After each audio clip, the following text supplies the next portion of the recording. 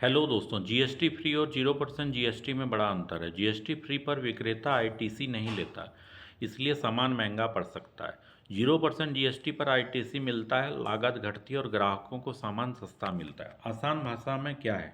GST free का मतलब होता है जब कोई सामान या सेवा जीएसटी फ्री होती है तो उस पर सरकार ने टैक्स से पूरी छूट दी होती है।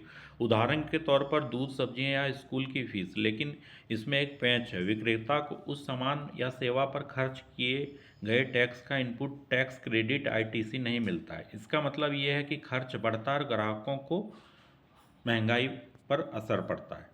0% जीएसटी क्या है? अब 0% जीएसटी है, इसमें सामान या सेवा टैक्स के दायरे में आती है, लेकिन टैक्स दर 0% होती है। सबसे खास बात यह है कि विक्रेता को आईटीसी मिलता है, यानी जो टैक्स इन्हें इनपुट्स पर चुकाया जाता है वापस ले सकता है। इससे लागत घटती है और ग्राहकों को सामान सस्ता मिलता है। उदाहरण के लिए निर्यात किए गए सामान या अंतर्राष्ट्रीय उड़ानों पर 0% जीएसटी लगता है।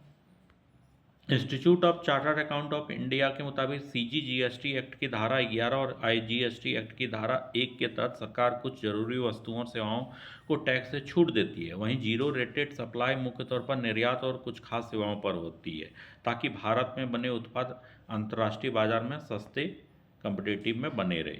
Thank you for watching.